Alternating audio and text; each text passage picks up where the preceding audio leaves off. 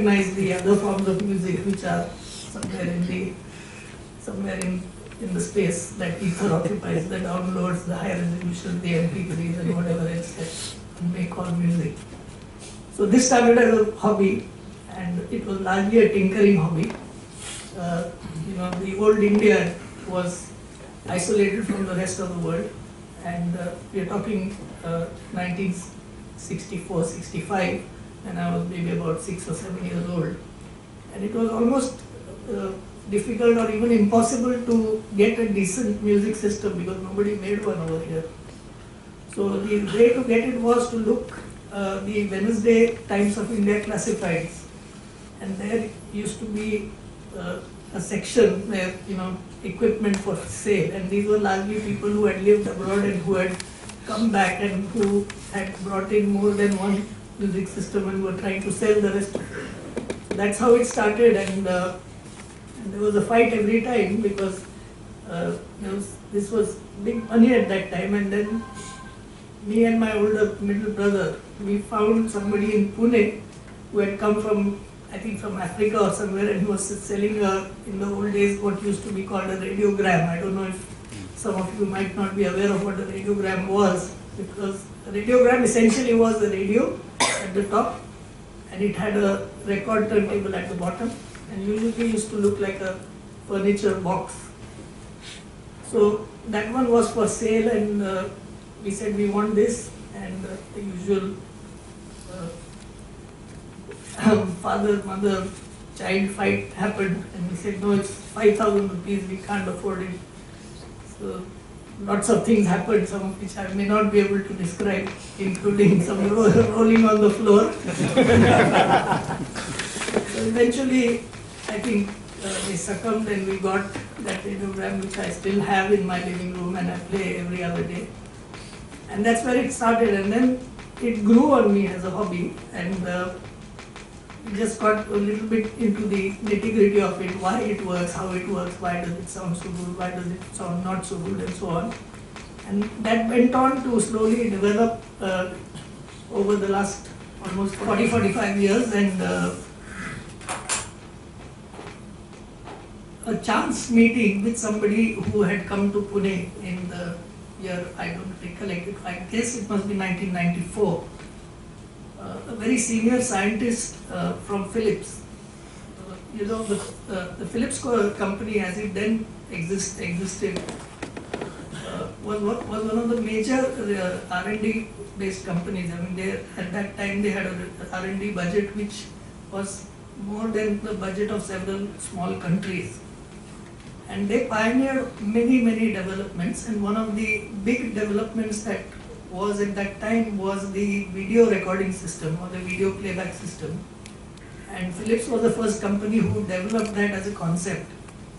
And there was a group of 7 engineers that developed that concept, and one of them was kind of fed up of working in a large corporation like Philips, because of whatever reason, the hierarchy of a big organization or whatever. And he suddenly decided to leave electronics and look towards spiritual upliftment. And that he decided he might find with our grand old man who is no more, the Osho commune in Pune. So I knew quite a few people from the commune, because that commune attracted some of the finest brains in that subject anywhere in the world. And I had a chance encounter with him. And we got talking about our hobbies and interests, and he said, I used to do this and I used to do that. And he said, I have certain ideas which I want somebody to fund and finance. I said, what are those ideas? He said, I want to develop a new type of loudspeaker, and I have already made one at home, which is a very rough kind of prototype.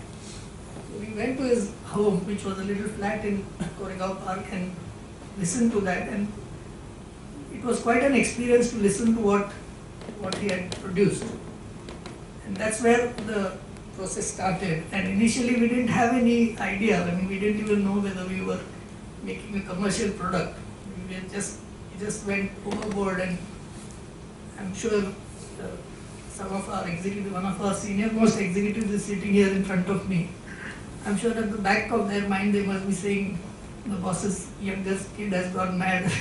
He's building some kind of strange room, he's built an anechoic chamber, he's doing something which nobody understands, got nothing to do with our business.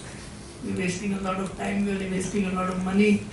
But that's where it started, and 2-3 years down the road we had our first commercial product, and we decided to call it, we gave it a brand name because we realized after making the product, after the euphoria of all the research and all the technology and the development and the listening and all that happened, we suddenly hit a wall when we realized that we have to sell this. This damn thing has to go anywhere.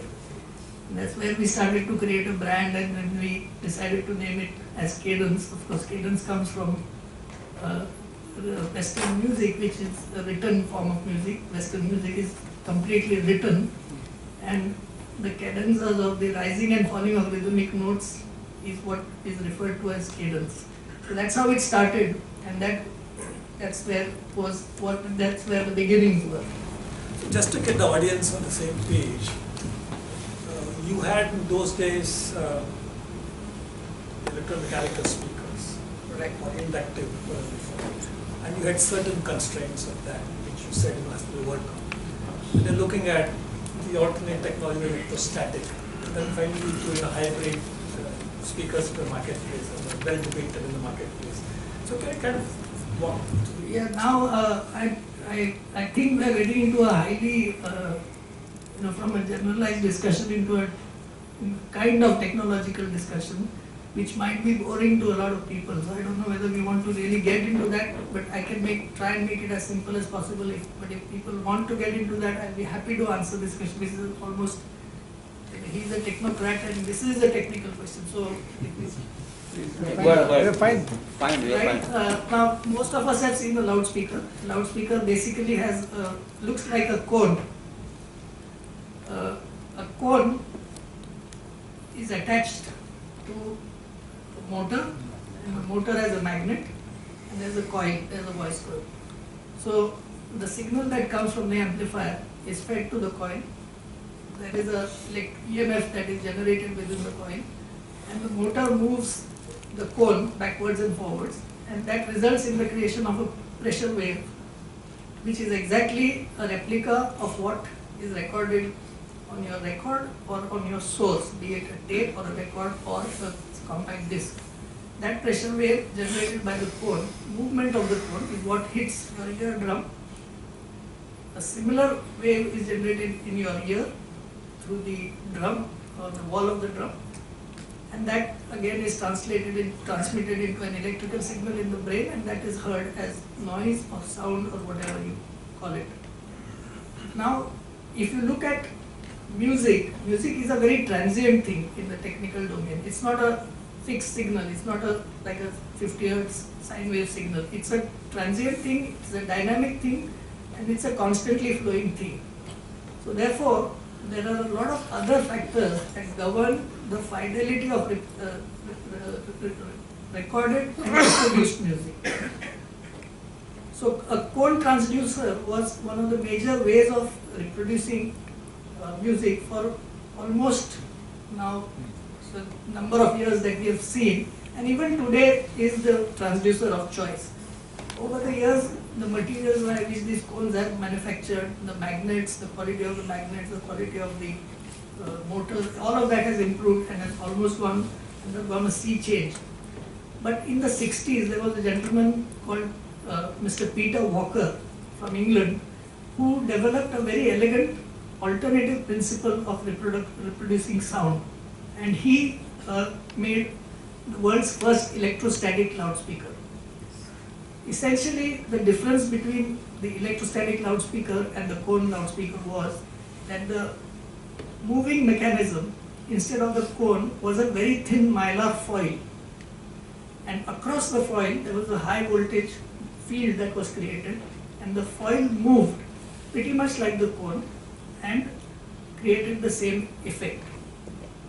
The big achievement or the big plus point was that the weight of the moving element was substantially reduced. as compared to paper code. Now, this reduction, if you look at